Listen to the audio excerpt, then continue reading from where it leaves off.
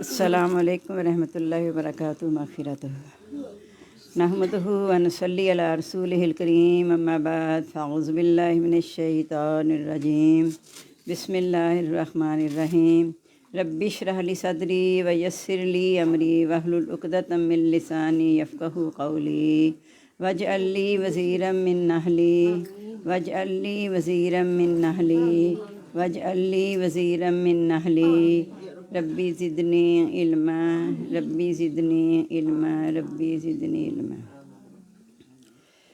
الحمدللہ الحمدللہ الحمدللہ۔ کل ہم نے اذان کا سارا کچھ پڑھ لیا تھا اور یہ کہ قرآن مجید کو ہم نے کس طریقے سے سمجھنا ہے۔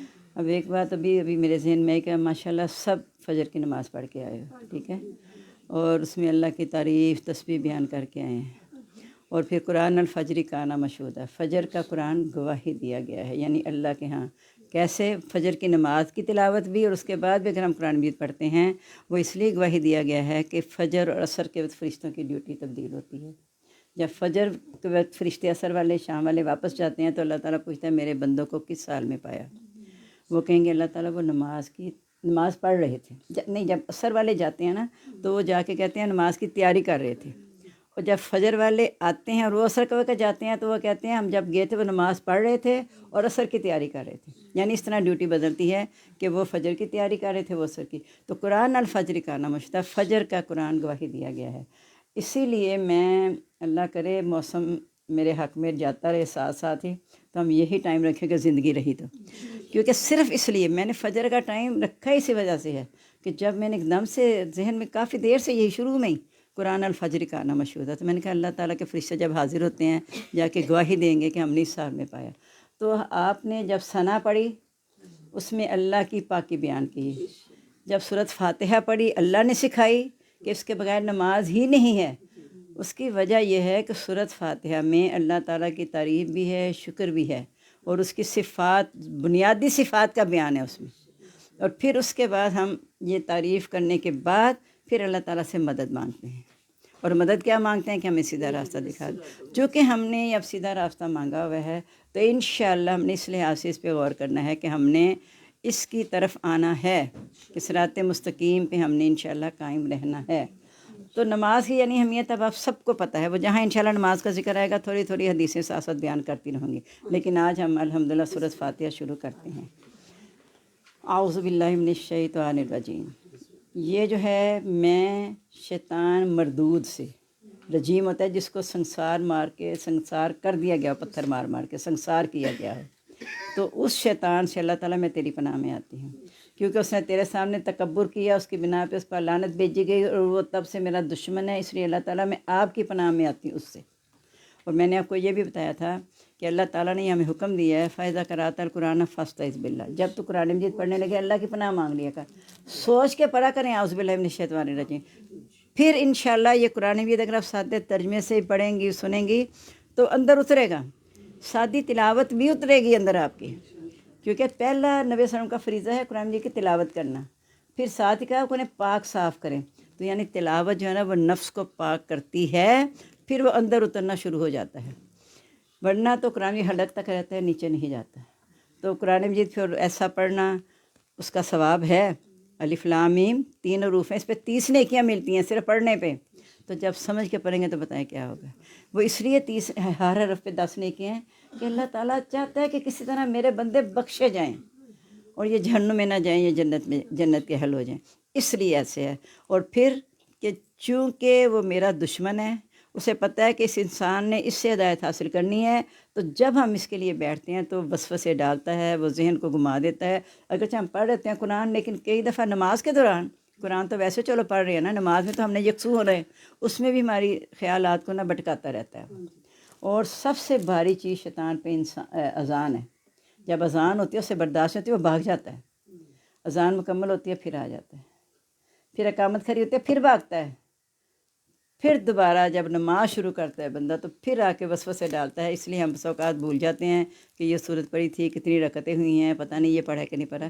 یہ وسوسے جو شیطان آ کے ڈالتا ہے کہ یکسو ہو کے نماز نہ پڑھے، کیونکہ اللہ نے تو کہا دے قد افلح المؤمنون الذین فی صلاتہم خاشعون، وہ مومن کامیاب ہوئے جن کی نماز میں خشوع ہے۔ ویسے مجھے یقین جانے رشک آتا ہے جن کو میں نا بڑی پرسکون نماز پڑھتے ہوئے دیکھتی ہوں نا، ایسے آرام سے، واقعی اس دور کے مطابق صحابہ کرام کا دور تو اور ہی تھا نا، وہ جب کھڑے ہوتے ہیں نا یہاں قیام تو لگتا ہے کہ پتہ نہیں اب یہ کیا کیا صورتیں پڑھ رہے ہیں، پتہ نہیں کتنی لمبی پڑھتے جا رہے ہیں، رکوع بھی ماشاءاللہ اتنا لمبا کرتے ہیں، شاید 9 یا 11 دفعہ تسبیحات پڑھتے ہیں۔ ایک غلط فہمی ہم سمجھتے ہیں کہ شاید 3 دفعہ ہی پڑھنی ہے سبحان ربی العظیم، ایسا نہیں ہے، یہ کم سے کم رکوع، اس طرح سجدے میں سبحان ربی الاعلیٰ 3 دفعہ پڑھنا یہ کم ترین سجدہ ہے، یعنی اتنا لازمی پڑھنا ہے۔ اس سے زیادہ جتنا پڑھیں گے وہ طاق میں پڑھنا ہے، طاق ہوتا ہے جو 2 پہ تقسیم نہ ہو، 3 5 7 9 11 جتنا پڑھ سکیں وہ ہم تب پڑھیں گے جب مجھے نماز میں سکون مل رہا ہوگا، جب مجھے پتہ ہوگا میں نماز پڑھنی ہے، یہ کام کرنا ہے، وہ کام کرنا ہے، پھر ہم 3 پہ اکتفا کرتے ہیں، اور اکثریت کرتی ہی 3 ہے، یعنی پڑھے لکھے لوگ، یہ نہیں کہ ان پڑھ کی بات کر رہی ہوں، بعض ان پڑھ خواتین بلکہ زیادہ وہ جان رہی ہوتی ہیں دین، تو پڑھے لکھے لوگ بھی ایک دفعہ ایسے کالج میں جو انہوں نے کہا ذرا تصویر نماز میں اونچی آواز سے پڑھا کے کر دیا کرتی تھی، تو کہتی ہے یہ آپ نے 3 دفعہ سے زیادہ کر دیا، بھول گئی تھی؟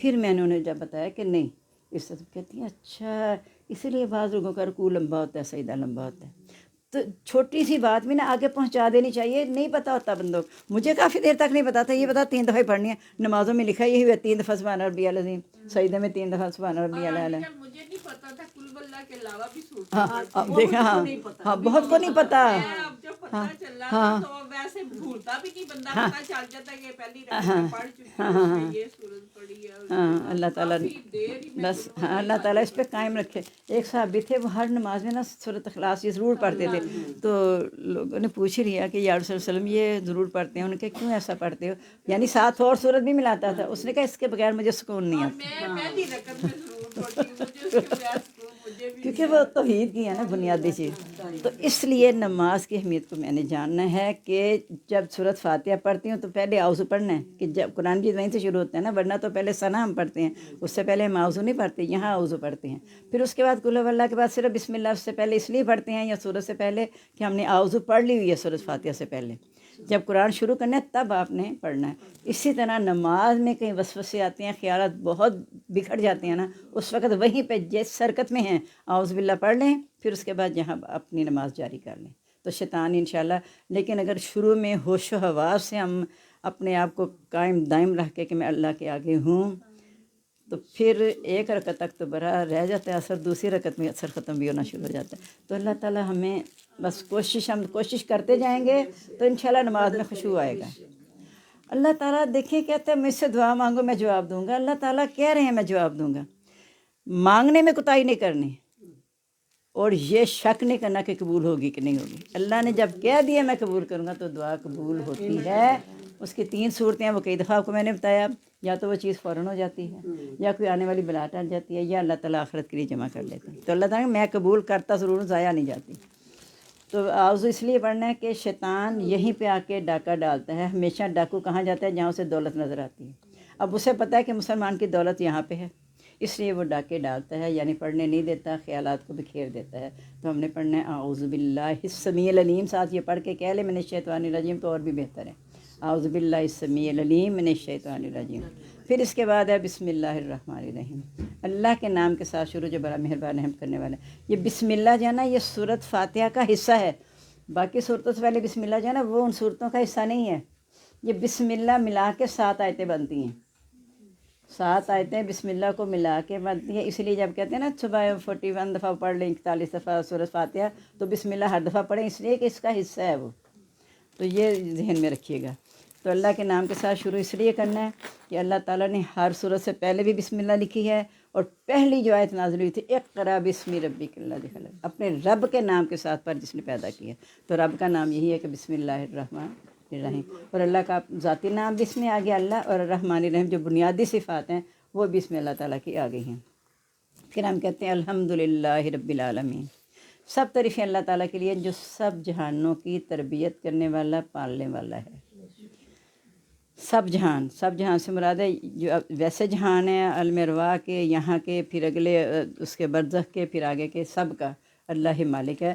دوسرا یہ ہے کہ تمام مخلوقات کا، جتنی چیزیں آسمان و زمین میں، سب کا اللہ تعالیٰ مالک ہے، چاہے وہ حیوانات ہیں، چاہے جانور ہیں، نباتات ہیں، جو بھی میدان ہے نا، مخلوق اللہ نے پیدا کیا، اللہ کو پتہ ہے جن پرند جتنے بھی ہیں سب کا اللہ تعالیٰ پالنے والا ہے۔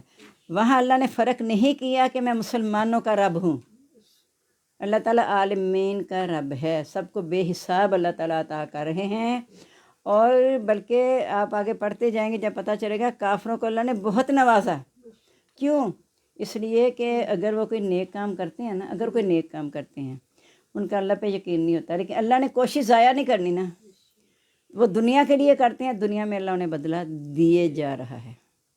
اس لیے 2 وجہ، تاکہ وہ گناہ میں اور زیادہ ہو جائیں، دوسرا یہ کہ شاید کسی موقع پہ توبہ کا انہیں موقع مل جائے، اس وجہ سے اللہ تعالیٰ انہیں نوازتے چلے جاتے ہیں۔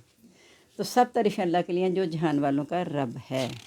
اگر اللہ تعالیٰ یہ کہہ دیتے نا مسلمانوں کا رب ہے، پھر ہونا تھا کہ نعوذ باللہ اللہ میں تعصب پایا جا رہا ہے کہ جو اس پر ایمان لائے گا اسے دے گا، تو اللہ تعالیٰ سب کو دے رہا ہے، انکار کرنے والوں کو بھی، ایمان لانے والوں کو بھی۔ الرحمن الرحیم، بہت ہی مہربان رحم کرنے والا ہے۔ یعنی رحمان کی صفت بھی مبالغہ ہے، مبالغہ جس میں بہت زیادتی پائی جاتی ہے، رحیم میں یہ بھی مبالغہ کا صیغہ ہے۔ تو دنیا کے لحاظ سے اللہ کی رحمت جاری و ساری ہے، پہلے دن سے لے کے قیامت تک اللہ تعالیٰ کسی سے اپنی نعمت نہیں روکتا۔ اور رحیم جو ہے یہ مسلمانوں کے ساتھ خاص ہوگی قیامت کے دن، کہ جب اہل جنت کو اللہ تعالیٰ فرمائیں گے سلام قولا من رب رحیم، فرشتے بھی سلامتی کے ساتھ ان کا استقبال کریں گے، سلام علیکم، تم پر سلامتی، وادخلوا الجنت آمنین، جنت میں امن کے ساتھ داخل ہو جاؤ۔ اور آپس میں بھی تحیۃ فیہا سلام، ان کی آپس کی ملاقات بھی سلامتی، یعنی وہاں سلامتی کے سوا کوئی ایسا لفظ نہیں ہوگا جو سننے میں آئے، سلامتی ہی سلامتی ہوگی اس دن۔ تو یہ جو ہے الرحمن الرحیم، میں اب اس طریقے سے آپ کو کروانا ہے میں نے کہ بہت زیادہ تشریح کی گہرائی میں نہیں جاؤں گی، لیکن اتنا ضرور جاؤں گی کہ بنیاد مجھے اور آپ کو سمجھ آ جائے۔ اگر زیادہ گہرائی میں جانے سے نا پھر وہ انسان کو بنیادی مقاصد بھی ذہن سے نکل جاتے ہیں، چونکہ ہر لیول کے لوگ ہیں الحمدللہ، بعض ایسے بھی جنہوں نے بہت زیادہ یہاں پڑھا ہوا ہے، سیکھا ہوا ہے، تو ان کے لیے ہوگا کہ یہ شاید معمولی بات ہے، لیکن سب کو ایک جیسا لے کے چلنا ہے کہ سب کو بنیاد سمجھ آ جائے کہ جو ہم نے کس طرح جب سورۃ فاتحہ پڑھنی ہے تو ذہن میں کیا کچھ رکھ کے پڑھنا ہے، پھر مکمل ہوتی ہے تو آپ کو بتاتی ہوں نا کہ اللہ تعالیٰ کیسے جواب دیتے ہیں، میں ہمیشہ آپ کو بتایا کرتی ہوں۔ مالک یوم الدین، اللہ کو مربی ہونا مان لیا کہ تربیت کرنے والا، پالنے والا، رحمان و رحیم بھی ہے۔ اب یہ دنیا کی بات ہے فی الحال۔ مالک یوم الدین، آگے ہم اعتراف کریں یا اللہ اس کا مالک بھی تو ہی ہے، دنیا میں تو میرا مالک تھا، حضرت یوسف کی دعا ہے انت ولی فی الدنیا والآخرہ، تو میرا دوست ہے دنیا اور آخرت میں۔ اگر آخرت میں اللہ نہ کرے، آخرت میں ساتھ نہ ہوا تو پھر تو ہم مارے گئے نا، اور آخرت میں ساتھ اسی کا نہیں ہوگا جو یہاں اللہ کو اپنا ساتھی نہیں بناتا ہے۔ جو یہاں اللہ کو اپنا ساتھی بنائے گا وہاں اللہ تعالیٰ اسے اپنا ساتھی بنائے گا، کیونکہ ایک حدیث قدسی ہے نا، اللہ تعالیٰ کہتے ہیں اللہ بندے ایک تیری چاہت ہے ایک میری چاہت ہے، اگر تو اپنے آپ کو اپنی چاہت کے سپرد کرے گا، ہم اپنی چاہتوں کے سپرد ہیں، میں تجھے تیری چاہتوں میں اتنا تھکا دوں گا، ہوگا وہی جو میں چاہوں گا۔ ہم دنیا میں جو مرضی اتنی کوششیں میں نے پھر کہتے ہیں پتہ نہیں اتنی محنت کی تھی، پتہ نہیں کیا ہوا ہے، اس لیے ایسے ہوا ہے کہ میں نے اپنی چاہت کے سپرد کیا ہوتا ہے، اور اگر تو اپنے آپ کو میری چاہت کے سپرد کرے گا، آپ سوچیں ذرا کتنا بڑا یہ جملہ ہے، چھوٹی سی بات نہیں ہے، حدیث قدسی ہے یہ، تو میں تجھے وہ بھی دوں گا جو تو چاہے گا اور جو میں چاہوں گا۔ جیسے آتا ہے نا، بعض کہتے ہیں اللہ تعالیٰ ہمیں دنیا میں دے، اللہ تعالیٰ کہتے ہیں ان کا آخرت میں حصہ کوئی نہیں ہے، جو کہتے ہیں دنیا اور آخرت دونوں میں دے، تو اللہ کے پاس تو ہے ہی، دنیا اور آخرت دونوں چیزیں اللہ تعالیٰ نواز دیتے ہیں۔ تو اس لیے ہم کوشش کرنی ہے کہ جب اللہ کو ہم کہتے ہیں نا کہ قیامت کا مالک تو ہی ہے، اسی لیے اللہ نے پھر ہمیں دعا بھی تو یہی سکھائی نا کہ دنیا میں نیکی دے حسنہ، اور آخرت میں مجھے حسنہ دینا۔ تو چونکہ قیامت کے مالک تو ہے تو تیرے ہاتھ میں بلائی ہے، تو نے ہی مجھے اچھائی سے نوازنا ہے جس نے اس دنیا میں نوازا ہوا تھا۔ ایاک نعبد و ایاک نستعین، یہ پہلے ہم نے اللہ کی ساری تعریف بزرگی بیان کرنے کے بعد اب ہم اللہ تعالیٰ سے کہتے ہیں ایاک نعبد و ایاک نستعین، اللہ تعالیٰ تو ہمیں توفیق دینا، اللہ سے توفیق مانگنے کہ ہم صرف تیری ہی عبادت کرتے ہیں، یا اللہ توفیق تو نے دینی ہے، مجھے اس بات کی توفیق نہیں ہے، یا اللہ نعمتیں بھی تو نے دی ہیں اور اس کا شکر کرنے کی توفیق بھی اللہ تعالیٰ تو نے ہی دینی ہے۔ و ایاک نستعین، اور تجھی سے مدد مانگتے ہیں، یعنی تیری بندگی، جس کی بندگی کریں گے اسی سے مدد مانگیں گے نا۔ ہم جس کے انسان کے پیچھے لگے ہوتے ہیں کہ اس کے پیچھے لگ جائیں وہ ہمارا کام بنا سکتا ہے، تو پھر وہی ہوتا ہے جو ہمارا اس وقت کام بنا دیتا ہے، ہمارے عقیدے خیال کے مطابق، تو ہم اس کے پیچھے لگے رہتے ہیں کہ وہ ہمارے ساتھ ہماری مدد کرے، تو ہم اللہ تعالیٰ تجھ ہی سے مدد بھی مانگتے ہیں، اور کیا مانگتے ہیں؟ اہدنا الصراط المستقیم۔ یہ ہم نے دن میں کتنی جو ماشاءاللہ نمازی ہیں آپ سبھی الحمدللہ، سوچیں کتنی بار ہم مانگتے ہیں، کتنی بار مانگتے ہیں اہدنا الصراط المستقیم، لیکن یہاں تک مانگتے ہیں، یہاں سے نہیں مانگتے ہیں۔ دل سے مانگے صراط مستقیم، اور صراط مستقیم کیا ہے کہ صحابہ کرام کے درمیان نبی صلی اللہ علیہ وسلم بیٹھے ہوئے تھے، آپ نے ایک خط کھینچا سیدھا اور کہا کہ یہ کیا ہے؟ صحابہ نے کہا یہ خط مستقیم ہے، کہا یہ صراط مستقیم ہے۔ پھر اس کے ارد گرد ترچھے خط کھینچے اور کہا یہ ٹیڑھے راستے یعنی یہ شیطانی راستے ہیں، صراط مستقیم اللہ کا راستہ ہے، باقی یہ ٹیڑھے راستے ہیں، اس کے لیے اللہ تعالیٰ نے فرمایا کہ لا تتبعوا السبل، یہ جو بہت سے راستے ہیں نا ان کے پیچھے نہ چلنا، کیا ہوگا؟ فتفرق بکم عن سبیلہ، وہ تمہیں سیدھے راستے سے جدا کر دے گا۔ اب دیکھیں نا، آپ کو کوئی بتا رہا ہے کہ آپ سیدھی سڑک جائیں تو وہاں آپ کا گھر آ جائے گا، جہاں آپ نے جانا ہے وہ آفس وہ آ جائے گا، لیکن اگر آپ کہتی ہیں کہ نہیں میں ادھر سے جا کے دیکھوں ادھر سے، تو پھر آپ ایک طرف غلط پہ چلی گئی نا، پھر آپ کو سمجھیں بھول بھلیاں۔ میں مثال جو دیا کرتی ہوں نا، اعظم کلاتھ مارکیٹ کی مثال، جو خاص طور پہ آپ ایک دفعہ ایک بازار گلی میں چلی گئی ہیں نا، پھر آپ کو نہیں پتا کہ آپ نے واپس کہاں سے نکالیں۔ جو کبھی کبھار جان، جو ان کو عادت ہے وہ تو پھر جانتے ہیں نا، ایسے بندہ گم ہو جاتا ہے کہ اسے سمجھ ہی نہیں آتی کہ میں نے کہاں۔ یہ میں کالونی کی مثال دیتی ہوں، جب مجھے گھر الاٹ ہوا، میری کلیگ آئی میرے ساتھ اپنے گھر لائی مجھے، تو کہتی ہے میں تجھے تیرا کوارٹر دکھاؤں، اندر سے لے کے نا مجھے، میں کہا شہزہ میں تو اپنا گھر بھول جاؤں گی، مجھے تو پتہ ہی نہیں لگے گا میرا گھر کدھر ہے۔ یعنی اندر سے نکلی، ایک موڑ سے نکلی، اب تو خیر گلیاں بند ہو گئی نا، گلیاں تھیں، ادھر سے کہتی ہے یہ تو تیرا گھر ہے سامنے میرے ساتھ 10 گھر کے فاصلے۔ میں کہا لیکن تو مجھے کہاں سے لائی ہے مجھے نہیں پتا۔ اور اچھا میں چونکہ پہلے ذہن میں بیٹھ گیا تھا نا کہ گھر ملنا مشکل ہے، شاید وہی وجہ ہے کہ اب تک اگر میں کہوں گا نقشہ صاحب جانا ہے، اگر ادھر ہے تو میں اشارہ ادھر کر دوں گی نقشہ صاحب، امی جی نقشہ صاحب ادھر ہے، آپ کیوں ادھر اشارہ کرتے ہیں؟ یعنی پہلے دن کی جو ہوتی ہے نا بات، وہ ایسے کلک کر جاتی ہے کہ سمجھ ہی نہیں آتی کہ ادھر کیا۔ میں آپ کو یہ بات جو بتا رہی ہوں، اللہ تعالیٰ نے کہہ دیا کہ بہت سے راستوں کے پیچھے نہ چلنا، یعنی جو سیدھے راستے اس پہ جایا کرو، زیادہ گلیوں میں نہ جایا کرو۔ تو ہم کوشش کریں کہ اہدنا الصراط، جب مانگ لیا نا میں نے سیدھا راستہ، تو ہم نے کوشش کرنی ہے کہ جو اللہ نے طریقے بتائیں اس کے مطابق ہم زندگی گزاریں، تو انشاءاللہ دیکھنا اتنی کامیابی ہوگی، گھروں میں اتنا سکون ہو جائے گا۔ سادگی ایمان کا حصہ ہے، پاکیزگی ایمان کا حصہ ہے۔ یہ دو چیزیں جب میری اور آپ کی زندگی میں آ گئیں، سادگی آ گئی ہر لحاظ سے، روح کے لحاظ سے، جسم کے لحاظ سے، ہر لحاظ سے سادگی آ گئی اور طہارت آ گئی، تو انسان کامیابی قد افلح من زکاہا، وہ شخص کامیاب ہو گیا جس نے اپنے آپ کو پاک کر لیا۔ باجی پروین اگی آپ وہاں چلے جانا ابھی فی الحال، اس لیے کہ جو آگے بیٹھ گئے پھر پیچھے والے ذرا تھوڑی سی یہ سیٹ اونچی ہونے سے پیچھے والوں کو پرابلم ہو گئی ہے، تو ہمیں سیدھا راستہ دکھا دیں۔ اب آگے آ رہے صراط الذین انعمت علیہم، راستہ کن لوگوں کا؟ اللہ جن پر تو نے انعام کیا۔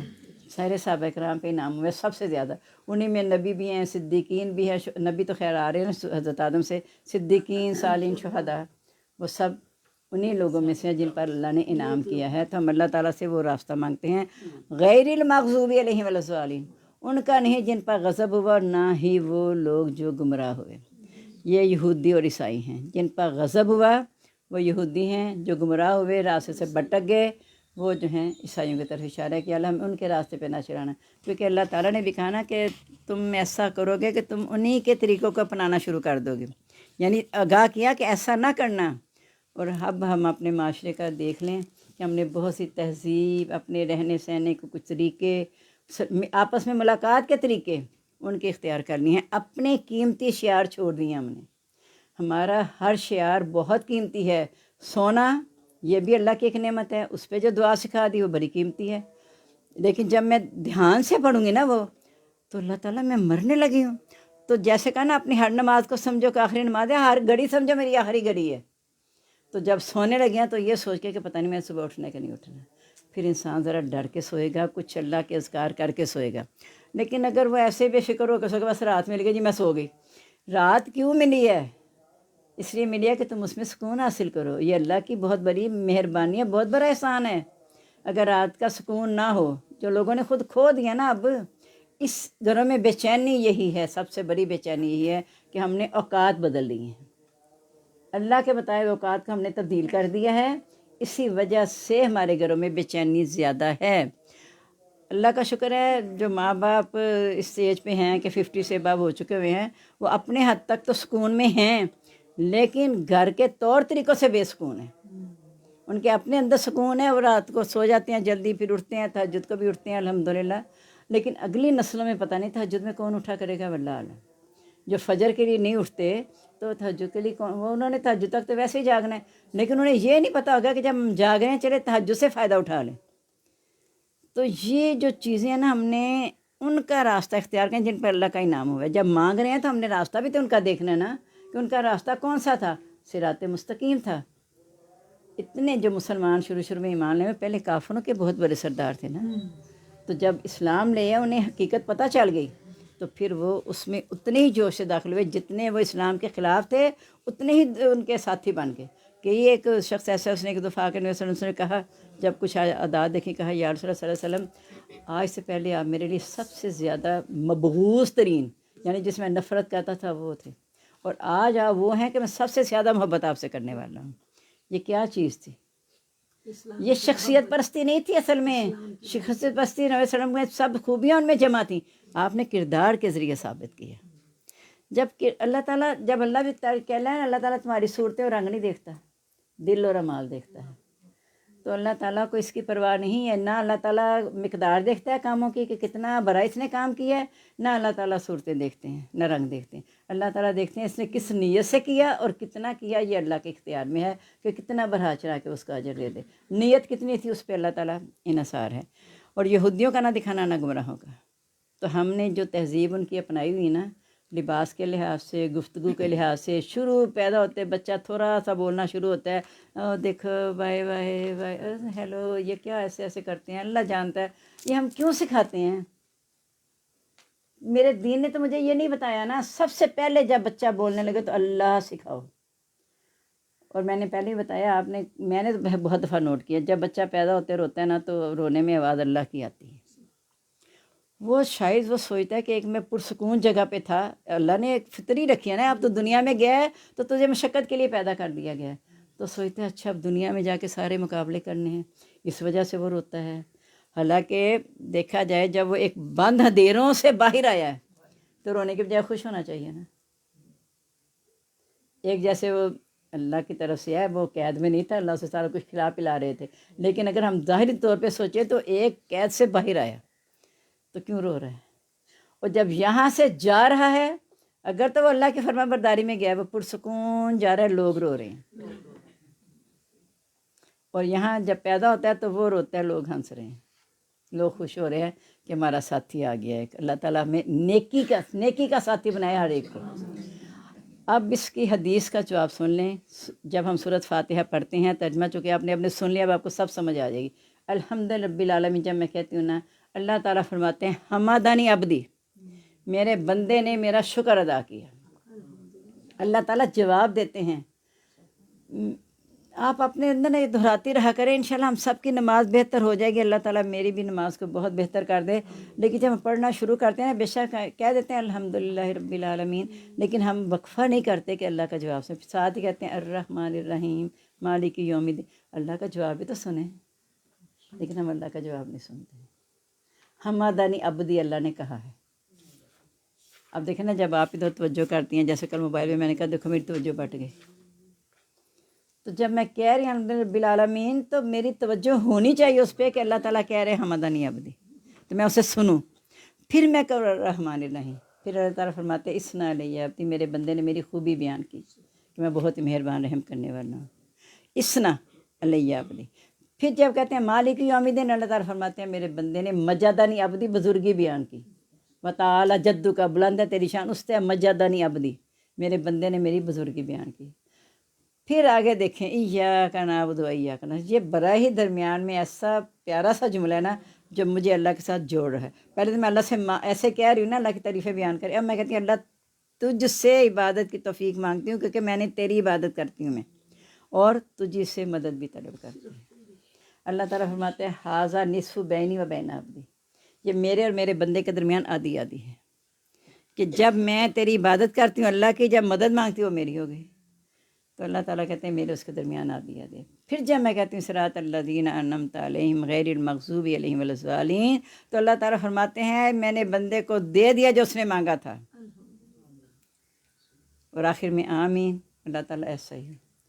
اب جب سوچیں تو میرا خیال ہے سورۃ فاتحہ پڑھنے میں بہت جلد باز لوگوں کو بھی کم از کم 5 منٹ لگنے چاہیے سورۃ فاتحہ پڑھنے.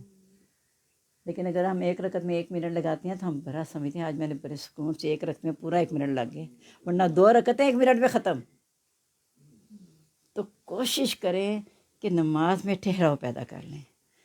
جو خاشعون خشوع کرنے والے ہیں ان کے بارے میں ہم علی صلاتہم جو حافظون، اپنی نمازوں کی حفاظت بھی کرتے ہیں، نماز کو ضائع نہیں کرتے. فویل للمصلین الذین هم من صلاتہم ساہون، خرابی ہے ان نمازیوں کے لیے جو اپنی نماز سے غافل ہیں. ہم دن میں 5 نمازیں پڑھتے ہیں، ہمیں وہ نماز برائیوں بے حیائیوں سے کیوں نہیں روکتی؟ بے حیائیوں سے الحمدللہ، لیکن برائیاں خطاؤں سے ہمیں کیوں نہیں روکتا؟ اچھا نہیں وہ روکتی، پھر بھی اللہ تعالیٰ کہتے ہیں پہلی نماز سے دوسری نماز کے دوران کے اللہ تعالیٰ خطائیں معاف کر دیتے ہیں. اللہ تعالیٰ تو معاف کرنے پہ یعنی جتنا بھی کہہ دینا وہ سخی ہے، ہم اس کا اندازہ نہیں کر سکتے. انہ کان غفار، غفار بہت ہی زیادہ بخشنے والا ہے. تو ہم نے ایک کوشش کرنی ہے کہ سورۃ فاتحہ جو ہے نا اس کو بہت اچھی طرح اپنے میں کر لیں تو انشاءاللہ ہماری بہتری ہو جائے گی. بسم اللہ الرحمن الرحیم. اب سورۃ البقرہ شروع کرنے ہیں. ذالک الکتاب لا ریب فیہ، یہ جملہ اتنا پیارا ہے، یعنی سمجھنے کہ اس کا مین ہیڈنگ ہے کہ یہ کتاب ہے جس میں کوئی شک نہیں. وہ شک شبہ کرتے تھے نا اس کی اپنی شاعری ہے. ناز باللہ پریشان خواب دیکھتا ہے، صبح اٹھ کے کہتا ہے میرے پہ وحی آئی ہے، یا کسی عالم یہودی عالم کی مدد سے لکھتا ہے، وہ اسے املا کرواتا ہے، کہتا ہے میرے پہ وحی آئی ہے. تو کہا ذالک الکتاب لا ریب فیہ، اس کتاب میں کوئی شک نہیں ہے، اس لحاظ سے کہ اللہ کی طرف سے نازل ہوئی ہے اور یہ اللہ کا کلام ہے، اس میں کوئی جھوٹ نہیں ہے. ھدی للمتقین، اس میں ہدایت کس کے لیے ہے؟ پرہیزگاروں کے لیے. جو اللہ کے ساتھ اپنا تعلق مضبوط کرتے ہیں وہ اس سے ہدایت پا لیتے ہیں. یعنی آپ آپس میں دیکھ لیں، جو یہاں آپس میں سہیلیاں بن جاتی ہیں کالج میں اسکولوں میں یا ہمسائیاں ہی، بعض اپنا اتنا پیار ہوتا ہے کہ وہ لباس میں ایک دوسرے کو کاپی کرتی ہیں، ان کی عادتیں ملنا شروع ہو جاتی ہیں. اسٹوڈنٹ ہے تو ایک جیسی فائلیں خریدتی ہیں، ایک جیسے ان کے پاؤچ ہوتے ہیں. دیکھیں پتہ چلتا ہے، ہم کہتے ہیں کتنی ان کی گہری دوستی ہے، کتنی گہری دوستی ہے. اللہ کرے ایک دن ہم ایسا ہو جائیں کہ اللہ تعالیٰ لوگ دیکھ کے کہیں کہ یہ اللہ کا کتنا پیارا دوست ہے، تو پھر کیا شان ہوگی ہماری سوچیں. واللہ ولی المتقین، اللہ تعالیٰ دوست تو ہے لیکن کن کا؟ متقین کا. تو اس لیے ہم کوشش کریں اللہ کی عادات اپنانی ہے نا، تخلق باخلاق اللہ. جب اپنی سہیلیوں کے اپناتے ہیں تو وہ بھی تو اپنا دوست ہم سے کہہ رہے ہیں نا کہ اللہ تعالیٰ تو ہی ہمارا ولی ہے، تو ہی کارساز ہے. تو پھر اس کے مطابق ہم اپنے آپ کو اپنانے کی کوشش بھی کریں تو پھر انشاءاللہ اللہ تعالیٰ میرا حامی و مددگار ہوگا. الذین یؤمنون بالغیب، ان کی پہلی خوبی کیا ہے؟ جو اللہ سے تعلق مضبوط کرتے ہیں ان کی پہلی خوبی یہ ہے کہ بغیر دیکھے ایمان لے آتے ہیں. حضرت بکر صدیق و صدیقہ اللہ کو کیوں ملا تھا؟ انہوں نے لوگوں کی زبان سے سنا کہ دیکھ تیرا دوست یہ کہہ رہا ہے. تو انہوں نے کہا یہ وہ کہہ رہے تو سچ کہہ رہا ہوگا، میں تو تب بھی مان رہا تھا جب وہی آتی تھی، وہ کہتے میرے پاس وہی آئی ہے. تو یہ تو اب خود ہو کے آئے ہیں اور کہہ رہے ہیں. تو وہی جب آتی تھی میں تب بھی مان لاتا تھا. تو وہ اس نے کہا تو ان کا نام صدیق پڑ گیا. یعنی صدیق وہ ہے جو اللہ کے احکام کی تصدیق کرے اور اس کے مطابق عمل کر کے بھی دکھا دے، اسے صدیق کہتے ہیں. تو وہ جو غیب پر ایمان لاتے ہیں، وہ غیب پر ایمان، اللہ پر ایمان ہمارا غیب پر ہے، انبیاء کا ایمان بھی ہمارا غیب پر ایمان ہے، یعنی نبی پاک صلی اللہ علیہ وسلم پر بھی ایمان ہمارا غیب پر ایمان ہے. جنت دوزخ فرشتے یہ سب ایسے ہیں جو ہمارا غیب پر ایمان ہے. اس کے علاوہ اللہ تعالیٰ جو مستقبل کی باتیں بتاتے ہیں یا ماضی کی باتیں بتاتے ہیں جو میں نے نہیں دیکھی ہوئی، وہ میرے لیے بھی غیب پر ایمان ہے. تو یہ حضرت موسیٰ کی قوم کی طرح یہ نہیں کہتے ارین اللہ جہر، ہمیں اللہ تعالیٰ کو سامنے دکھا دے. اللہ تعالیٰ انہیں نظر آ ہی رہا ہے ہر جگہ پہ. اب یہ اتنا آسان سا جملہ ہے، کہتے ہیں ہم کہتے ہیں اللہ تعالیٰ ہر جگہ نظر آ رہا ہے، تو اللہ کہتے ہیں اللہ کو کوئی دیکھ نہیں سکتا. بھی اللہ کو فی ذات ہی کوئی نہیں دیکھ سکتا، صفات اس کی ساری پھیلی ہوئی ہیں اور اللہ تعالیٰ نظر آتا ہے. ہم کئی دفعہ کہتے ہیں ہے واقعی اللہ کی کتنی شان ہے، اللہ کو دیکھا بھی نہیں. ایک دم سے اللہ اللہ اللہ کیوں نکل رہا ہے؟ اس لیے کہ اللہ نے فطرت میں ہمیں ڈال دیا اپنے آپ کو، ہماری فطرت کے اندر اپنے آپ کو جذب کر دیا ہے. اگر شیطان کو چھوڑے نا کہ رگوں میں گردش کرتا ہے خون کی طرح، تو اللہ خود ہمارے ساتھ ہے ہر وقت. کیسے ساتھ ہے شیطان کی کوئی نشانیاں نہیں ہیں ہمارے سامنے، اللہ تعالیٰ کی نشانیاں ساری۔ اللہ شیطان کا تو یہ نا وسوسے ڈال کے دفاع ہو جاتا ہے، تو اللہ کی تو ساری کائنات میں پھیلی ہوئی نشانی ہے۔ تو اس لیے غیب پر ایمان یہی ہے کہ ان چیزوں کو دیکھ کے اللہ تک پہنچنا۔ اب یہ برتنوں وغیرہ کو دیکھتے ہیں ہم کہتے ہیں نا اچھا یہ وہاں کا ہے، یہ چائنا کا ہے، یہ اس مٹی کا ہے، یہ شیشے کا ہے، کہہ دیتے ہیں نا ہم، یہ کیسے پہچانتے ہیں؟ یہ برتن کیا چیز، یہ بول رہے ہیں کہ مجھے کس نے بنایا، ہم خود ہی سارا کچھ کر رہے ہیں نا۔ اس طرح یہ چیزیں بول نہیں رہی ہیں، ہماری زبان ہے جو بیان کرے گی اس کو کہ یہ اللہ تعالیٰ کی بنائی ہوئی چیزیں ہیں۔ تو یہ ہے غیب پر ایمان۔ وَيُقِيمُونَ الصَّلَاةَ، اور نماز قائم کرتے ہیں۔ سب سے بڑی نماز کی بات جو ہے نا، اللہ تعالیٰ نے اتنا قریب کرتے ہیں ہمیں نماز کیجیے کہ اذا صلی عبد يناجي ربہ، جب بندہ نماز پڑھتا ہے اپنے رب کے ساتھ سرگوشی کرتا ہے۔ جب میں نماز میں اللہ سے باتیں کرنے لگ گئی نا، بس میری نماز درست ہو گئی۔ میں اللہ سے باتیں نہیں کرتی، میں اپنے آپ سے بات کر کے فارغ ہو جاتی ہوں۔ یہ فرق ہے اس نماز میں، صحابہ کرام کی نماز میں، ہماری نماز میں، اور اللہ ماشاءاللہ آج کل بھی ایسے لوگ ہیں۔ تو آپ سوچیں کہ اپنے رب سے سرگوشی کرتا ہے، سرگوشی، سر کے کانوں سے، یعنی اس طرح بات کرتا ہے کہ کوئی اور نہیں، اللہ کے ساتھ اس کے ساتھ معاملہ ہے۔ اور یہ معاملہ کبھی کبھار ہمارے ساتھ تنہائی میں پیش آ جاتا ہے، کبھی کبھار زندگی میں ایسا ہو جاتا ہے کہ وہ پیش آ جاتا ہے، دن کے وقت بھی آ جاتا ہے۔ اور رات کو جب تہجد کے لیے اٹھتے ہیں نا، اللہ تعالیٰ اس وقت بہت مسکراتا ہے، بہت خوش ہوتا ہے جو تہجد کے لیے اٹھتا ہے، اس کو دیکھ کے اللہ تعالیٰ بہت ہی خوش ہوتا ہے کہ یہ میری محبت میں اٹھا ہے اس وقت۔ تو اس لیے ہم اللہ کے ساتھ نا نماز کے ذریعے جڑ جائیں۔ ایک تو ویسے نماز کے لیے کہتے ہیں سرگوشی کرتے، ادھر کہہ دیا وسجد واقترب، سجدہ کر کے میرا قرب حاصل کر لے۔ اب اللہ تعالیٰ کو تو قرب حاصل کرنا ہی ہے۔ تو ایک صحابی نے کہا یا رسول اللہ صلی اللہ علیہ وسلم، ہم یہاں آپ کا ساتھ چاہتے ہیں، تو ہم جنت میں آپ تو وہاں کہیں اعلیٰ مقام میں ہوں گے، تو ہم اللہ کا ہم آپ کے ساتھ رہنا چاہتے ہیں۔ تو آپ نے کہا پھر سجدوں کے ذریعے میری مدد کر، یعنی کہ میرے ساتھ رہنا نا، تو اللہم انی بالسجود، سجدوں کے ذریعے میری مدد کر، یعنی پھر تو میرے قریب آ جائے گا اگر تو اللہ کے حضور سجدہ صحیح والا کرے گا۔ اور بہت سی نماز کے بارے میں بہت سی حدیث ہیں، کبھی کہیں کوئی نہ کوئی بتاتی رہوں گی انشاءاللہ، لیکن اب مجھے ایک دم سے یاد آیا کہ جب میں نے اپنے رب سے سرگوشی کرنی ہے تو میں سوچوں میں نے کیا کرنا ہے۔ اور سرگوشی وہی ہوگی جب میں کہوں گی الحمد رب العالمین، تو میں اللہ کی بات سنوں گی، کیونکہ اللہ تعالیٰ میرے ساتھ بات کر رہا ہے نا، میں اللہ کے ساتھ کروں گی، اللہ میرے ساتھ کرے۔ اور کوئی ایسا ذریعہ نہیں ہے اللہ کے ساتھ بات کرنے کا جو نماز کا ہے۔ دوسرا یہ تو ہے نا کہ عمل کرتے جائیں گے، سمجھتے ہیں اللہ کے ساتھ باتیں کریں، لیکن وہاں تو اللہ تعالیٰ ساتھ ساتھ جواب دے رہے ہیں نا مجھے۔ تو یہ ایک بہت ذریعہ ہے نماز جس میں ہم اللہ کے قریب ہو سکتے ہیں۔ وَمِمَّا رَزَقْنَاهُمْ يُنْفِقُونَ، اور جو کچھ ہم نے انہیں دیا وہ خرچ کرتے ہیں۔ جو کچھ دیا، صحت دیا، علم دی، دولت دیا، جو کچھ صلاحیت اسے دی ہے وہ اسے مخلوق کے خدا پہ خرچ کرتے ہیں، اس میں غرور و تکبر نہیں کرتے۔ یہ مراد ہے ينفقون سے مراد خاص طور پہ کہ وہ جس رزقناہم، یعنی تیری اپنی کوئی چیز نہیں ہے، صحت ہے، علم ہے، دولت ہے، تیری نہیں ہے، ہم نے دی ہے، اس کا مخلوق خدا پہ خرچ کرنا ہے، چونکہ ہم نے دی ہے۔ اور ہم ہی تمہیں کہہ رہے ہیں کہ تمام مخلوق میرا کنبہ ہے، جو میرے کنبے پہ خرچ کرے گا میں اس سے خوش ہو جاؤں گا۔ تو سوچیں ذرا، میں جیسے کسی کو ہوتا ہے نا، اپنے کوئی گھر جاتے ہیں، کہیں سے کہیں جاتی ہے ماں، پیسے دے کے فلاں کو کہ دیکھے سب کا خیال رکھنا، دے کے ماں سے پیسے دے کے جاتی ہے بیٹی کو یا بیٹے کو کہ اب سب کا خیال رکھنا۔ اللہ تعالیٰ نے کہا کہ میں نے دے دیا، اب تم نے سب کا خیال رکھنا ہے، ساری مخلوق میرا کنبہ ہے۔ ہمارا کنبہ تو 5-10 افراد پہ مشتمل ہے نا، اللہ نے کہا ساری مخلوق میرا کنبہ ہے، تو جو کچھ ہے اس میں سے وہ خرچ کرتے ہیں۔ وَالَّذِينَ يُؤْمِنُونَ بِمَا أُنزِلَ إِلَيْكَ، وہ ایمان لاتے ہیں اس کے ساتھ جو آپ کی طرف اتارا گیا، وَمَا أُنزِلَ مِن قَبْلِكَ، جو آپ سے پہلے اتارا گیا، وَبِالْآخِرَةِ هُمْ يُوقِنُونَ، آخرت کے ساتھ وہ یقین رکھتے ہیں۔ جو اس قرآن مجید پر پہلی کتابوں پر ایمان رکھتے ہیں نا، اللہ تعالیٰ کہتے ہیں ان کے لیے دوہرا اجر ہے، کیونکہ اپنے نبیوں پر ایمان لائے وہ اس نبی پر بھی ایمان لائے۔ جو اپنے نبیوں پر ایمان نہیں لائے، اپنی کتابوں کے مطابق عمل نہیں کیا، اس میں تبدیلیاں کرتے رہے، وہ نبی پاک صلی اللہ علیہ وسلم پر ایمان نہیں لائے، وہ قرآن مجید پر ایمان نہیں لائے، بلکہ کیا کہتے تھے، ہم تو اس پر ایمان لائیں گے جو ہماری طرف اتارا گیا، اور اس کو نہیں مانتے جو ہم سے پہلے اتارا گیا، اس کا ہم انکار کرتے ہیں۔ تو ہم نے کوشش کرنی ہے کہ سب کتابوں پر ہمارا ایمان یکساں ہو، اور سب نبیوں پر بھی ہمارا ایمان یکساں ہونا چاہیے۔ وَبِالْآخِرَةِ هُمْ يُوقِنُونَ، آخرت کے ساتھ وہ یقین رکھتے ہیں۔ یہ سب خوبیاں انہیں اس لیے پیدا ہوتی ہیں ان کے اندر کہ انہیں پتہ ہے کہ جو اللہ نے مجھے دنیا میں بھیجا ہے وقتی طور پہ، میری جان بھی امانت ہے، یہ دنیا بھی اللہ نے وقتی طور پہ مجھے دی ہے، میں نے اس سب کا، اپنے نفس کا اور جو یہاں نعمتیں پھیلی، ان سب کا حساب میں نے اللہ کے سامنے کھڑے ہو کے دینا ہے۔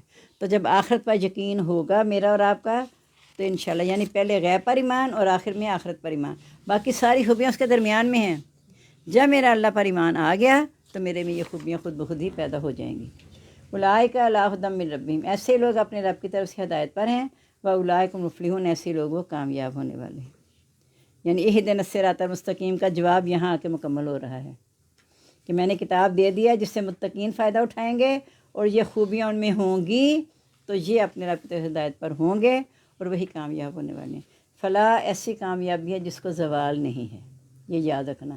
جب یہ فلاح مل گئی نا، پھر اس آدمی کو زوال نہیں ہے جس میں یہ خوبیاں آ گئیں۔ تو فلاح کہتے ہیں، فلاح کا معنی کسان بھی ہے۔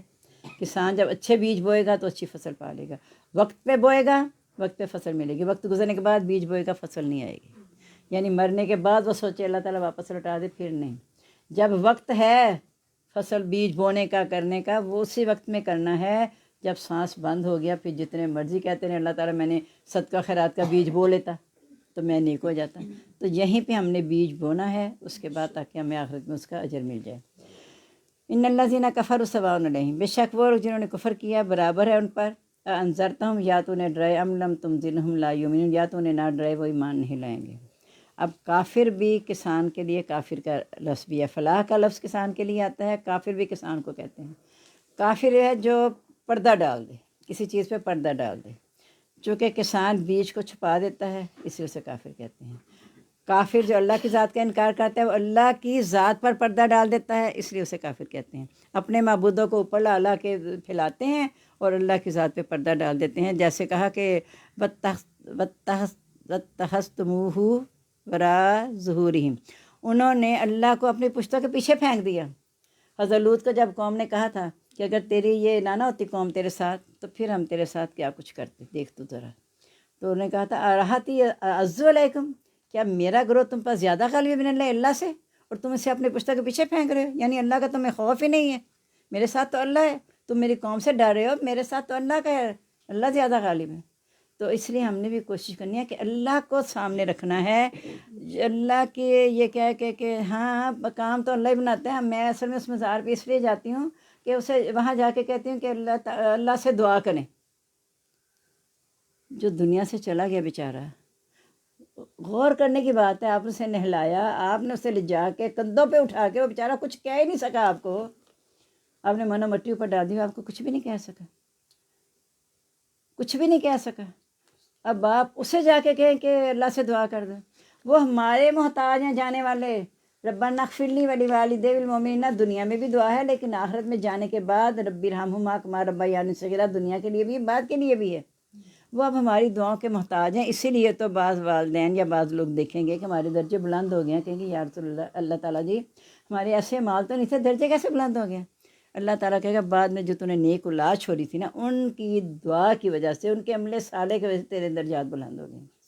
کیونکہ جب انسان دنیا سے جاتا ہے سارے عمل منقطع ہو جاتے ہیں، اس کے اپنے اعمال رہتے ہیں، نیک اولاد یا صدقہ جاریہ جو چھوڑ گیا پیچھے سے۔ تو یہ تین چیزیں کام آنی ہیں، باقی سب ختم۔ اللہ نے بار بار اعلان کیا لن تغنی عنکم اموالکم واولادکم من اللہ شیئا، تمہارے رشتہ دار، مال اور اولاد اللہ کے مقابلے میں کچھ بھی کام نہیں آئے گی۔ یہاں آ رہے ہیں فائدہ اٹھا لو، نبی صلی اللہ علیہ وسلم نے کہا تھا دنیا میں مجھ سے جتنا فائدہ لینا لے لو، آخرت میں نہیں کچھ کام آؤں گا۔ جس کا عمل اسے پیچھے رکھے گا اس کا نسب آگے نہیں بڑھا سکتا اسے۔ کتنی پیاری حدیث ہے کہ جس کا عمل پیچھے رہ جائے اور وہ کہے نسب، ہم بھی امت محمدی کہہ کے نسب جوڑتے ہیں نا نبی صلی اللہ علیہ وسلم کے ساتھ کہ ان کی امت میں سے ہیں، اللہ تعالیٰ ہمیں بخش دے گا۔ نسب اس کے کام نہیں آنا، سگے ماں باپ نے بات آنے تو ہم امت محمدی، ظاہر ہے جو تو نبی صلی اللہ علیہ وسلم کا امتی بن گیا، وہ تو پھر جو بھی اپنے نبی کا امتی بن گیا وہ اولاد سے بھر کے اس کا ہو گیا۔ حضرت نوح کو اللہ نے کہا دیا تیرا بیٹا تیرے اہل میں سے نہیں، حالانکہ بیٹا تھا سگا، کہا تیرے اہل میں سے نہیں ہے، تیرے اہل میں سے جو ایمان لے آئے ہیں۔ تو اس لیے یہ ہم نے کوشش کرنی ہے کہ کسی چیز کو جب اللہ تعالیٰ ہمیں بتا دی ہے ہم اس کا انکار نہ کریں، ایسے نہ ہو جائیں کہ ان میں آ جائیں جو اللہ تعالیٰ کہتے ہیں ان کے لیے برابر ہے، اپنے ڈرائیں نہ ڈرائیں وہ ایمان نہیں لائیں گے، یعنی ہم قرآن بھی سمجھ کے پڑھیں نہ پڑھیں ہمارے لیے برابر ہے۔ تو ایسا نہیں ہونا چاہیے، ہم فائدہ اٹھائیں اس سانس کے ساتھ جب کہ اللہ نے ہمیں مہلت دی ہے۔ ختم اللہ علی قلوبہم، اگر ہم ایسا نہیں کریں گے، انکار کرتے جائیں گے، تو اللہ تعالیٰ دلوں پہ مہر لگا دیتے ہیں. مہر لگا دی اللہ نے ان کے دلوں پر، وعلیٰ سامم ان کے کانوں پر، وعلیٰ ابصارہم غشاوہ ان کی آنکھوں پر پردہ ہے. اللہ نے وہاں دونوں کے لیے مہر کہا، یہاں پردہ کہا. مہر اس لیے کہا کہ دل میں بہت سے خیالات آ جاتے ہیں، تو اللہ تعالیٰ نے ایسے ان کے انکار سے مہر لگا دی کہ اللہ کی طرف دھیان ہی نہ جائے. ولا سامم کانوں پر بھی، کیونکہ کان بھی بہت سی باتیں سنتے ہیں، تو وہ ہدایت کے علاوہ ساری باتیں سنتے بھی ہیں اور ان کے دل میں بھی آتی ہیں، لیکن ہدایت کی بات نہیں آتی. کہ ان کے لیے کان ہیں، ان سے سنتے نہیں ہیں، ان کی آنکھیں ان سے دیکھتے نہیں ہیں، ان کے دل نے ان سے سمجھتے نہیں ہیں، یہ چوپایوں کی مانند ہیں. تو جن کے دلوں میں اللہ نے مہر لگا دی وہ پھر چوپائے ہیں. ان کی آنکھوں پہ پردہ اس لیے کہا کہ آنکھ ایک وقت میں سامنے دیکھ رہی ہوں، میں یہاں نہیں دیکھ سکتی، پردہ ڈال دی، ادھر دیکھوں ادھر پردہ ہے کہ مجھے کچھ بھی نظر نہیں آئے گا. یعنی کتنا خوبصورت اللہ تعالیٰ کا انداز بیان ہے کہ اس پہ غور، سادہ ترجمے پہ بھی غور کر کے سوچیں اللہ تعالیٰ کس طریقے سے بتا رہے ہیں کہ دل اور کانوں پہ مہر کیوں ہے، کہ چاروں طرف کے خیالات وغیرہ سے، سب سے وہ اللہ کی بات کو سمجھے بغیر باقی ساری باتیں سمجھتے ہیں. اس کے لیے اللہ نے ان کے مہر لگا دیا کہ اندر نہ جائے، سیل کر دیا دلوں کو ہدایت کے لیے، اور آنکھوں پہ پردہ ڈال دیا. وَلَهُمْ عَذَابٌ عَظِيمٌ ان کے لیے عذاب عظیم ہے. یہ دنیا میں بھی بہت بڑا عذاب ہے کہ دل، کان ہیں، آنکھیں ہیں، لیکن سن نہیں پا رہے. ہم بسا اوقات ویسے بھی دیکھتے ہیں نا، یہ تو خیر سزا ہے نا کفر کی، ویسے بھی جو نابینا ہیں دیکھنے میں نہیں لگتے کہ وہ نابینا، آنکھیں صحیح لگ رہی ہیں، وہ دیکھ نہیں پا رہے ہوتے. ان کے دل میں خواہش آتی ہوگی نا کہ ہم دیکھیں، لیکن وہ اس والی کیفیت نہیں ہوتی جو کافروں والی ہے. وہ خدا نہ ایسا یہ نہیں کہ ہدایت سے محروم ہیں، لیکن اللہ نے یہ میرے اور آپ کے لیے رکھا ہے، اور اللہ نے ان کی ایک حص اتنی تیز رکھی ہے کہ ہم سے زیادہ وہ دوسری چیزوں کو محسوس کر لیتے ہیں. بہرے بھی اور اندھے بھی. کئی دفعہ آپ نے نوٹ کیا ہوگا کہ اچھا حالانکہ تو بہرا تھا، اس نے اتنی عقل کے یہ کام نہیں کیا، اسے تو اندھا تھا، وہ یہ بات کہہ رہا ہے، اس طرح کیا کر رہا ہے. اللہ نے ان کے کوئی حصے رکھے تھے، وہ ٹچ کرنے سے نا سارا کچھ پتہ لگ جاتا انہیں. تو اللہ تعالیٰ کا ہزار بار شکر ہے کہ اللہ نے ہمیں آنکھیں، کان، دل دیے ہیں. ہم ان سے صحیح کام لیں، کہیں ایسا نہ ہو کہ ہمارے دلوں پہ مہر لگ جائے اور ہم اللہ کے مہر کیا ہے؟ اللہ کے کام کی نافرمانی اور اپنی مرضی دین چلانا. کافر یہی کرتے تھے نا. کافروں کا کیا تھا؟ اللہ کو بھی انکار کرنا. اللہ نہ کرے ہم اللہ کا انکار نہیں کرتے، لیکن اللہ کے حکموں کا انکار کرتے ہیں نا. تو خدا نہ کرے یہ بار بار انکار جو ہے نا، یہ ہمارے دلوں پہ مہر کا باعث نہ بن جائے کہ پھر ہمیں ہدایت نظر ہی نہ آئے اور گمراہی نظر نہ آئے. یہ سب سے بڑا عذاب ہے، تو ان کے لیے عذاب عظیم ہے. وَمِنَ النَّاسِ مَن يَقُولُ آمَنَّا بِاللَّهِ وَبِالْيَوْمِ الْآخِرِ. ایک گروہ تھا پہلے متقین کا، دوسرا گروہ کافروں کا. اب تیسرے گروہ کا بیان آ رہا ہے جو منافقین ہیں. ان کی تعریف اللہ تعالیٰ نے ایک ہی لائن میں کر دی. منافق کون ہوتے ہیں؟ وَمِنَ النَّاسِ لوگوں میں سے، مَن يَقُولُ بعض کہتے ہیں، آمَنَّا بِاللَّهِ میں مان لائے اللہ تعالیٰ کے ساتھ، وَبِالْيَوْمِ الْآخِرِ آخرت کے دن کے ساتھ، وَمَا هُم بِمُؤْمِنِينَ وہ ایمان والے نہیں ہیں. یہ اللہ گواہی دے رہا ہے کہ وہ ایمان والے نہیں ہیں. اب ذرا سوچیں ہم کس کیٹیگری میں ہیں. متقین بننے کی کوشش کر رہے ہیں لیکن ہم متقین میں ہیں نہیں. چلیں اللہ کرے 2% 3% آ جائیں. کافر ہم نہیں ہیں، اعتقادی کافر نہیں ہیں، لیکن عملی کافر ہیں. عملی کافر ہی تو منافق ہے. عملی طور پہ عقیدے دیکھیں، کافر بھی مانتے ہیں اللہ تعالیٰ کو. اللہ نے کہا کہ کافروں سے پوچھو کس نے آسمان زمین پیدا کیے، کہیں گے اللہ نے. کون رزق دیتا ہے؟ اللہ تعالیٰ. کون بارش برساتا ہے؟ اللہ تعالیٰ. کون گناہوں کو بخشتا ہے؟ اللہ تعالیٰ. وہ بھی یہی کہتے ہیں، ہم بھی یہی کہتے ہیں کہ ہم اللہ کو مانتے ہیں، لیکن ہم ان بزرگوں کے پاس اس لیے جاتے ہیں کہ ہماری مدد کر دیں. کیوں ہم جاتے ہیں؟ کیوں اللہ میرا نہیں ہے؟ میرے اندر بھی شارک ہے نا. اللہ نے کہا نحن اقرب الیہ من حبل الورید، میں شارک سے بھی زیادہ قریب ہوں.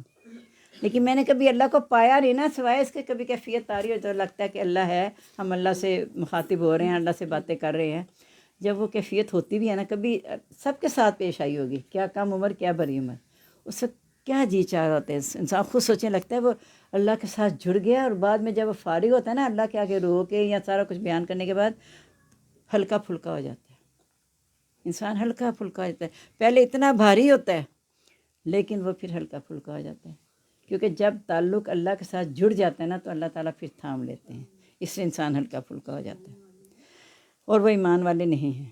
یخادعون اللہ والذین آمنوا، یعنی کلمہ تو پڑھ لیا لیکن وہ اللہ کو دھوکہ دینے کی کوشش کرتے ہیں. کہ اللہ نے تو کہا کہ من قال لا الہ الا اللہ دخل جنہ، جس نے لا الہ الا اللہ کہا وہ جنت میں داخل ہو گیا۔ لیکن کیا ہم سب جنت میں داخل ہونے والے ہیں؟ اللہ تعالیٰ کر دے ہم سب کو، لیکن اس کے پڑھنے کا فائدہ یہ کہ ہم اللہ کو دھوکہ نہ دیں۔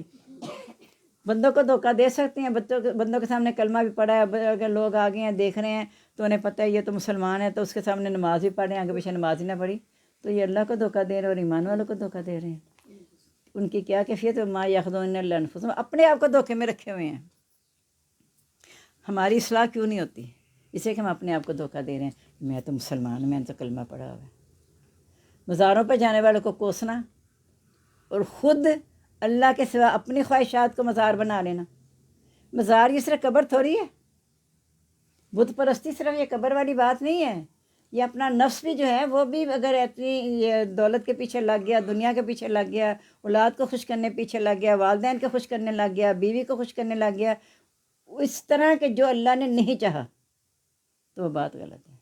اب جو مرد اپنے بیوی بچوں کو لے کے بازاروں میں گھومتے پھرتے ہیں بلا وجہ، وہ ایک تو دیکھیں یہ اتنے زیادہ مال کھلنے کی وجہ کیا ہے؟ کون وجہ ہے؟ میں اور آپ ہیں نا۔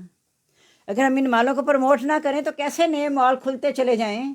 ایک مال سنا تھا پہلے، ہوتے ہوتے پتہ نہیں کتنے مال کھل گئے کہ نام بھی نہیں آپ کو یاد ہوں گے۔ تو جن کی دلچسپی ہے انہیں ہر نئے مال کا پتہ چل جاتا ہے اسی دن کہ یہ مال ہے، ہر برانڈ کا پتہ چل جائے، اب یہ برانڈ آئی ہے، یہ برانڈ آئی ہے۔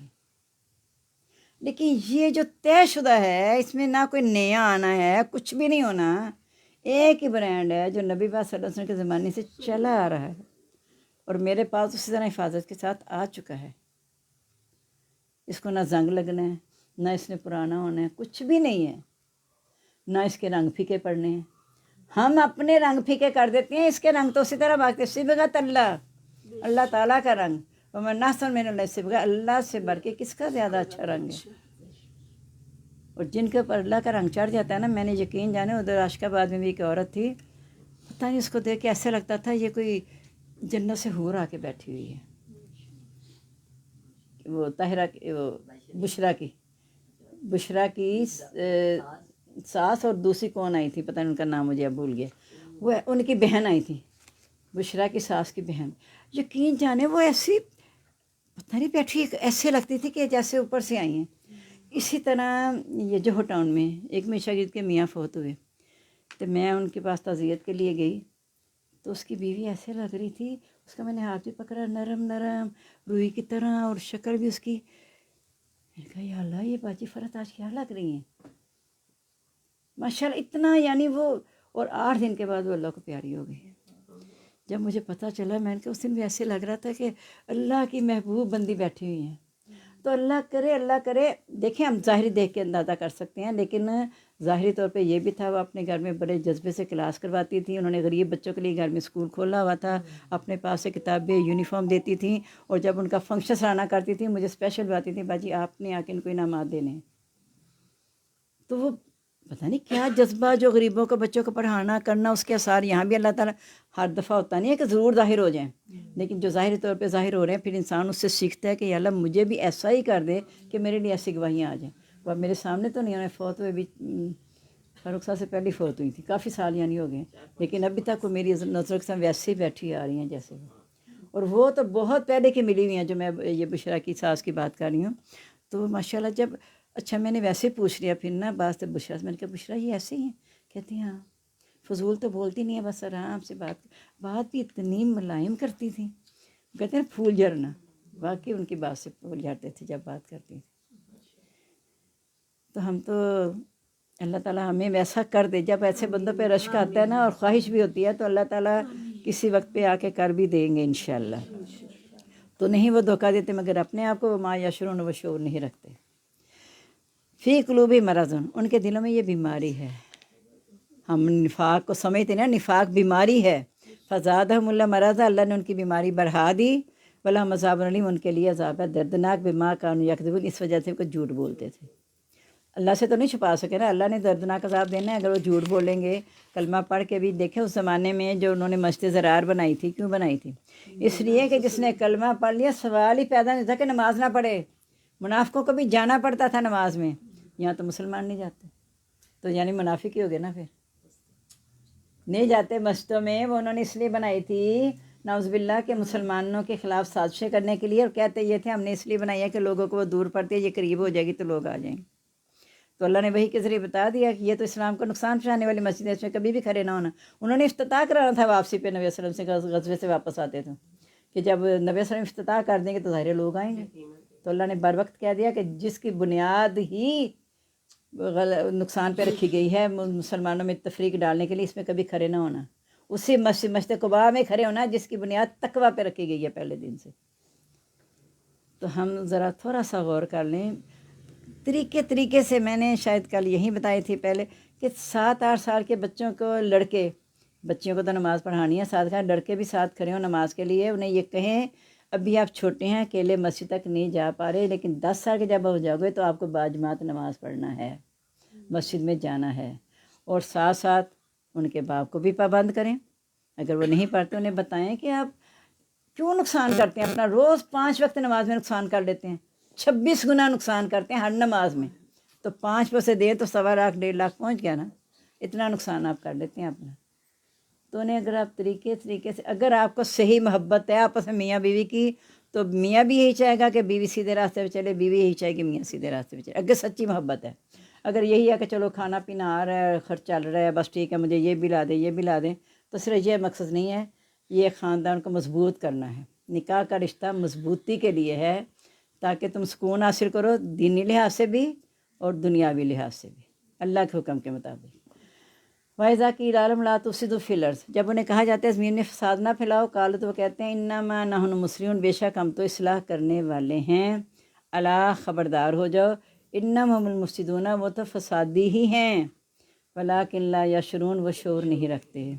جب ہم بچوں کو سمجھاتے ہیں تو بچے کیا کہتے ہیں، امی جی آپ کو پتہ ہی نہیں زمانہ کدھر جا رہا ہے، پتہ نہیں، دادی امی آپ کو نہیں پتہ زمانہ کدھر جا رہا ہے، پتہ نہیں آپ کیسی باتیں کہتی ہیں، نانی امی آپ کو پتہ ہی نہیں، ماؤں کو بھی کہتے ہیں پتہ نہیں، نانی دادیوں کو تو خیر بالکل ہی کھڈے لین لگا دیا نا کہ آپ کو تو بالکل ہی کچھ نہیں پتہ، ماؤں کو کہہ رہے ہیں کہ آپ کو کچھ نہیں پتہ کہ کدھر جا رہے ہیں، آپ کو پتہ ہی نہیں ہے ہماری سہیلی نے یہ کیا وہ کیا۔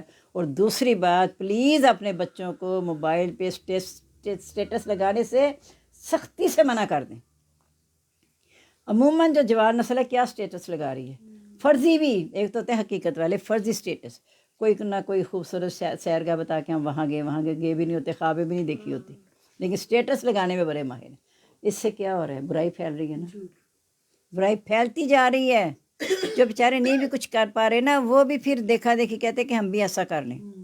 تو ہم کوشش کریں کہ ہم ایسے راستے پہ چلیں جو ہمیں اللہ تک پہنچا دے، اللہ تک پہنچا دے، اللہ سے جڑ جائیں۔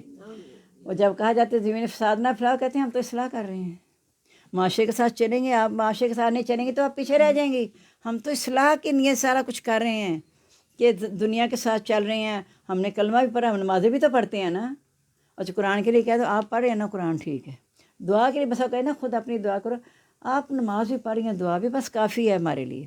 کیسے کافی ہے؟ میں نے اپنی قبر میں جانا ہے، بچوں نے اپنی قبر میں جانا ہے، ہر ایک نے اپنا اپنے سامان لے کے جانا ہے قبر میں، کوئی کسی کا اٹھائے گا نہیں۔ وَإِذَا قِيلَ لَهُمْ آمِنُوا، جب انہیں کہا جاتا ہے ایمان لاؤ، كَمَا آمَنَ النَّاسُ، جیسا کہ ایمان لائے لوگ، قالوا تو کہتے ہیں أَنُؤْمِنُ كَمَا آمَنَ السُّفَهَاءُ، کیا ہم ایمان لائیں جیسے یہ بیوقوف ایمان لائے ہیں، جیسے بچے آج کل کہتے ہیں نا بیوقوف، وہی بات آ گئی نا کہ ہم آپ کی بات مانیں، آپ کو دنیا کا پتہ ہی نہیں ہے۔ اسی طرح کافر کہا کرتے تھے کہ یہ جو لوگ ہیں بغیر دیکھی چیز آخرت کے لیے اتنا جو کر رہے ہیں، آخرت کے لیے ان کو کوئی فکر ہی، مطلب یہ جو دنیا سمیٹ رہے ہیں نا، یہ بیوقوف ہیں۔ جو مسلمانوں کی نظر میں وہ بیوقوف ہیں، لیکن کافر کہتے ہیں یہ بیوقوف ہیں جو بھی آخرت دیکھی نہیں، اس کے لیے دنیا کی نعمتیں چھوڑ رہے ہیں، تو یہ لوگ بیوقوف ہیں۔ سمجھ آئی نا بات کی، کہ جو دنیا کے ساتھ لگے ہوئے ہیں، دنیا کو ہی کما رہے ہیں، ان کو کہتے ہیں یہ عقل مند ہیں کہ جو اللہ نے موجودہ نعمتیں دی ہیں ان سے تو فائدہ اٹھائیں، آخرت آئے گی تو دیکھی جائے گی۔ اور یہ بیوقوف ہیں کہ جو بھی آخرت دیکھی نہیں، اس کے لیے اپنے آپ کو تکلیفیں سہ رہے ہیں اور ساری چیزیں قربان کر رہے ہیں۔ تو جب انہیں کہا جاتا ہے کہ ایمان لاؤ، کما آمن الناس، جیسا کہ ایمان لائے لوگ، قالوا تو کہتے ہیں نؤمن کما آمن السفہاء، کیا ہم ان بیوقوفوں کی طرح ایمان لائیں۔ یقین جانے بچے بھی آج کل یہی کہتے ہیں، امی جی آپ جو کہہ رہے ہیں نا، امی جی اب زمانہ ایسے نہیں ہے، امی جی آپ کو پتہ ہی نہیں ہے۔ تو زمانہ تو برا نہیں ہے، ہمارے اعمال ہم اس کو خراب کر رہے ہیں نا۔ تو یہ کہہ دینا کہ آپ بیوقوف ہیں، آپ کو کم عقل ہے، تو یہ کوئی خوبی کی بات نہیں ہے۔ تو کہتے ہیں کہ ہم ایمان لیں ان بیوقوفوں کی طرح۔ اللہ تعالیٰ کہ اللہ کا فیصلہ سن لیں، انہم المصطفیٰ وہ بیوقوف ہیں، ولیکن لا یعلمون لیکن وہ جانتے نہیں ہیں۔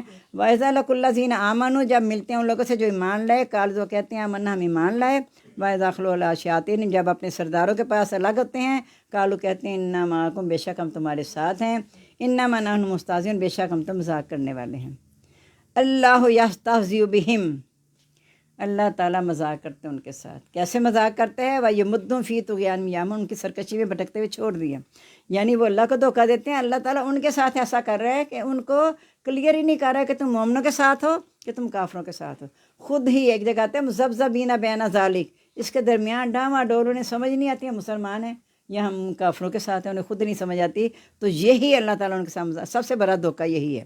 اولئک الذین اشتروا الضلالۃ بالہدی یہی لوگ ہیں جنہوں نے گمراہی کا سودا کیا ہدایت کے بدلے۔ فما ربحت تجارتہم ان کی تجارت نے نفع نہیں دیا، فما کانوا مہتدین نہ ہی وہ ہدایت پانے والے تھے۔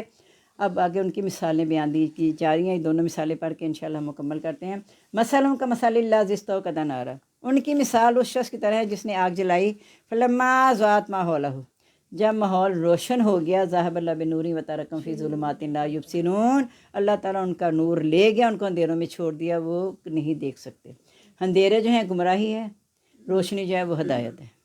تو اللہ تعالیٰ کہہ رہے ہیں کہ جب ہر نبی نے جب اپنی قوم کو سارا پیغام پہنچا دیا، ان تک ساری چیزیں پہنچ گئیں، ماحول روشن ہو گیا، تب انہوں نے انکار کر کے کہہ دیا یہ بیوقوف ہیں اور ہم عقل مند ہیں۔ تو ایسے لوگوں کو چونکہ انہوں نے سودا کیا گمراہی کا، تو اللہ تعالیٰ نے پھر ان کو ہدایت ہی نہیں دی کہ وہ اس کو دیکھ سکیں۔ سمن بکمن امیون فہم لا یرجعون بہرے گونگے اندھے ہیں پس وہ نہیں لوٹیں گے۔ یعنی اللہ تعالیٰ نے روشنی ان کو دکھانے کے بعد وہ اللہ نے ان کے نور کو سلب کر لیا، یعنی ان کو ہدایت سے محروم کر دیا، کیونکہ وہ اللہ کے ولی نہیں بنے۔ اللہ ولی الذین آمنوا اللہ تعالیٰ ایمان والوں کا دوست ہے، یخرج من الظلمات الی النور انہیں گمراہی سے نکال کے روشنی میں لاتا ہے۔ والذین کفروا اولیاءہم الطاغوت کافروں کے دوست شیطان ہیں، یخرجون من النور الی الظلمات وہ انہیں جو دوست ہیں شیطان کے ہدایت کی روشنی سے نکال کے گمراہی کے اندھیروں میں لے جاتے ہیں۔ تو کہا کہ یہ اب کبھی بھی واپس نہیں آئیں گے، اللہ نے جو مہر لگا دی۔ اور کصیب من السماء فی ظلمات و رعد و برق یا زوردار بارش کی مانند، یہاں اسلام مراد ہے، وہ باقی ہے پہلے جو موسیٰ نے سارا ماحول روشن کیا، تعلیم دی، اب اسلام کی طرف اشارہ کہ جب وہ اس میں اندھیرے بھی ہیں، کرک بھی ہے، بجلی بھی ہے۔ جہالت کا دورہ تھا نا، تو جب انہیں ڈرایا جاتا تھا ایسا نہ کرو ایسا نہ کرو، تو اس میں اندھیرے بھی ہیں، وہ جو آسمان سے بارش تیز آئی ہے اس میں گرج بھی ہے، بجلی بھی ہے، یعنی پہلے قوموں کے حالات بھی بتائے گئے ہیں، بشیر بھی ہیں، نذیر بھی ہیں۔ مراد ہے کہ انبیاء بشیر بھی نذیر بھی ہیں، ڈرانے والے بھی ہیں اور وہ خوشخبریاں دینے والے بھی ہیں۔ یجعلون اصابعہم فی اذانہم وہ جب سنتے ہیں نا کہ اسلام لانے کے بعد پابندیاں، نماز، زکوٰۃ، روزہ، حج، کہتے ہیں نہ وہ ڈال لیتے ہیں اپنی انگلیاں اپنے کانوں میں، من الصواعق حذر الموت کرک کی آواز سے، موت کے ڈر سے، کہ اگر ہم ایمان لے آئے تو ساری اپنی خواہشات قربان کرنی پڑیں گی، ہوگا کیا یہ؟ تو وہ اپنے کانوں میں انگلیاں ڈال لیتے ہیں۔ واللہ محیط بالکافرین اللہ تعالیٰ کافروں کو گھیرے ہوئے ہیں۔ یکاد البرق یخطف ابصارہم قریب ہے کہ بجلی اچک لے ان کی بصارت، کلما ضاء مشوا فیہ جب ان کے لیے روشنی ہوتی ہے وہ اس میں چلنے لگتے ہیں، واذا اظلم جب اندھیرا ہوتا ہے ان پر قاموا تو وہ کھڑے ہو جاتے ہیں۔ یعنی منافق یہ کرتے ہیں کہ چلو تم ادھر کو ہوا ہو جدھر کی، جدھر فتح ہے ان کے ساتھ مل جاؤ، جدھر دیکھو حالات برے ہیں تو ان کا ساتھ چھوڑ دو۔ وَلَوْ شَاءَ اللَّهُ لَذَهَبَ بِسَمْعِهِمْ وَأَبْصَارِهِمْ اگر اللہ تعالیٰ چاہتا ان کی سماعت بصارت ہمیشہ کے لیے لے جاتا، یعنی جب وہ آ کے کہتے ہیں اب تمہارے ساتھ ہیں تو اللہ تعالیٰ ان کی بصارت سلب کر لے گا۔ کیوں کہ جب روشنی ہوتی ہے چلنے لگتے ہیں، جب اندھیرا ہوتا ہے کھڑے ہو جاتے ہیں، تو اللہ تعالیٰ ان کی روشنی کو سلب کر لے۔ ان اللہ علی کل شیء قدیر بے شک اللہ تعالیٰ ہر چیز پر قدرت رکھنے والے ہیں۔ اب دیکھیں ان کو میں نے 1 گھنٹے میں جو کروایا ہے صرف اس لیے یہ 3 روز جو کرائے ہیں نا، متقین، کافر اور منافق، یہی سارا قرآن پاک اسی پہ محیط ہے۔ اسے جب آپ کو اس نے اچھی طرح آپ نے سمجھ لیا، میں نے بالکل تسلی سے آپ کو 2 رکوع کروائے ہیں، ورنہ اتنی دیر میں لوگ ایک پارہ کر لیتے ہیں۔ انشاءاللہ جب ہمارا یہ شروع میں ہو جائے گا اس طرح ڈیٹیل کے ساتھ، پھر آگے آپ خود ہی چلتے چلے جائیں گے، آپ خود ہی مثالیں سمجھ آتی جائیں گی انشاءاللہ۔ تو اللہ تعالیٰ ہمیں توفیق دے، جو کچھ ہم نے پڑھا اللہ تعالیٰ ہمیں اس پر عمل کرنے والا بنا دے، آمین۔ سبحانک اللہم و بحمدک نشہد ان لا الہ الا انت نستغفرک و نتوب الیک۔ اللہم انس وحشتی فی قبری، اللہم ارحمنی بالقرآن العظیم واجعلہ لی اماما و نورا و ہدی و رحمہ۔ اللہم ذکرنی منہ ما نسیت وعلمنی منہ ما جہلت۔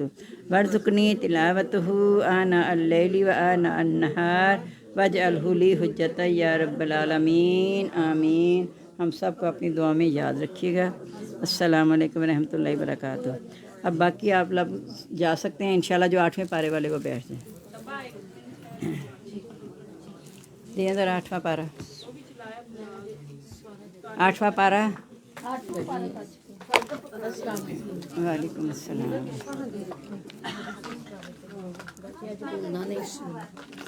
इंशाल्लाह उन्हें भी क्या है। बिस्मिल्लाहिर्रहमानिर्रहीम।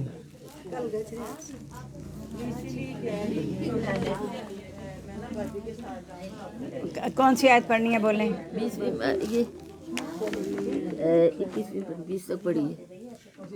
21वीं आयत देख लें। बिस्मिल्लाहिर्रहमानिर्रहीम।